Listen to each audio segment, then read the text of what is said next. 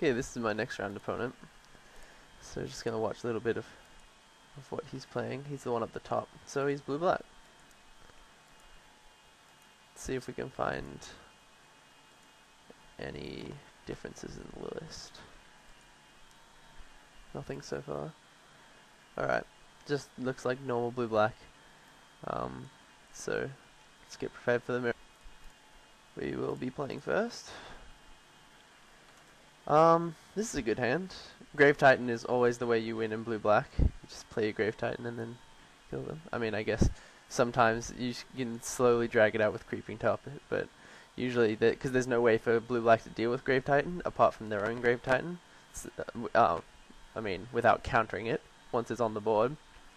Because like if they have to play a Jace to get rid of it, then you can just play it again. But yeah, we've got a Grave Titan as well as a Jace and 2 Creeping Top Hits, so we seem pretty well set up to have some win conditions here. So not going to mulligan. And even without a mana leak, we can leave up 2 mana starting turn 2 and just fake it. He mulligan to 6. We don't have a basic land, so this will come into play tapped unless we draw one.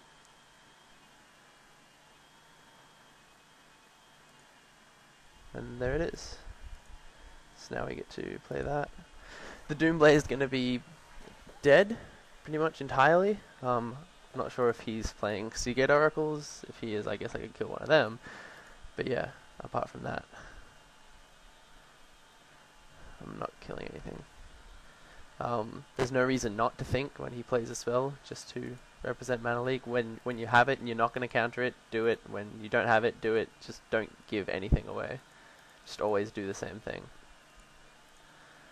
Because occasionally you will have to think about whether you want to. So if you always instantly click through and then all of a sudden you start thinking, then they know something's up. So just do the same thing every time. Now it's a land war. Inquisition, he takes my Doomblade and he leaves that mana leak, which is unfortunate, because he sees that we don't have a mana leak.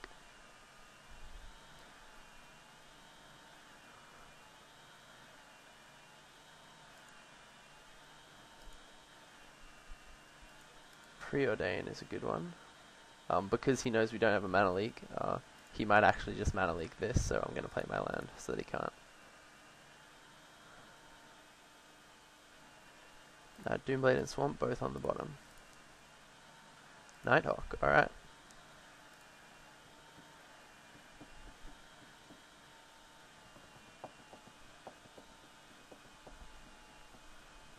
And he's out of lands. So, the turn after this we get to play a Nighthawk. And I will attack with Creeping Top Hit. No reason why not. He knows we don't have a counter. And while there's a slight chance that I may have drawn a counter, he's never going to play around it. Because that's just bad play for him, to assume I drew a counter in the one turn I had a chance. Or 2 turns now. So I'm not going to leave it up for no reason. Alright. That's even better. Now we get to... I think what we're going to do actually is just play Nighthawk. And then Duress next turn and Grave Titan. Oh, but that requires drawing a land, so we're not going to go for the Grave Titan, we'll just go for the Jace. So we're going to Duress. Give us as much land as possible first.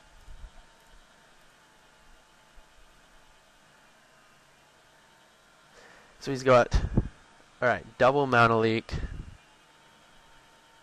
Grave Titans, 2 Spreading Seas, and his own Jace. Double mana leak. So I think I'm just going to take Jace here. Yeah, I am. Because taking mana leak, he still is left with a mana leak anyway. And I can easily wait for him to tap out here, because I have a lot more land than him. So I'm going to take Jace and just attack him.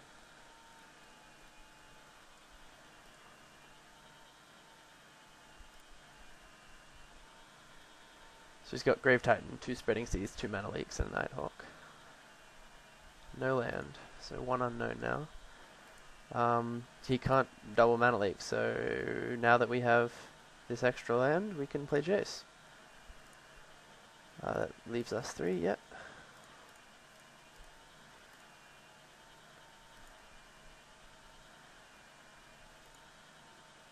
Cancel. Good draw. Oh, we still have Nighthawk.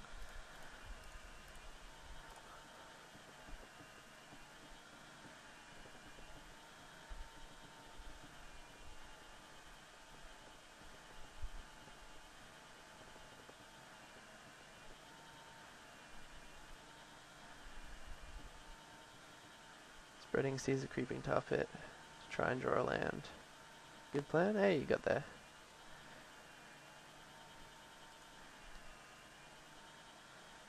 One, two, three, four, five, six, 7. We need 1 more land. 1, 2, 3. This works though.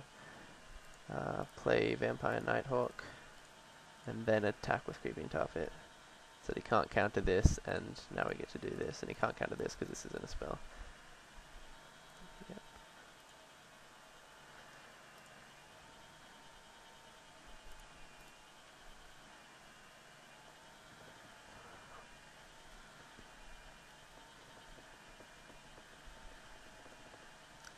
He has 2 Mana Leaks, a Spreading Seas,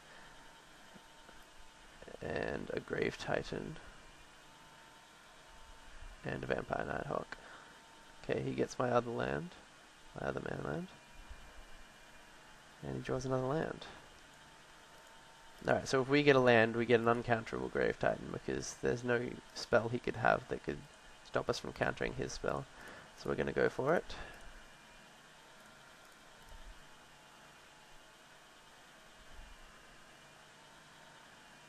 And he's going to go for it.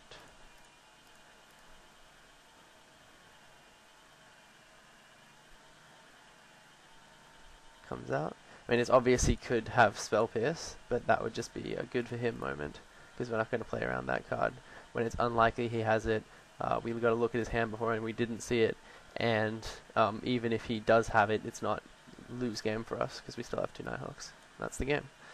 Alright, sideboarding.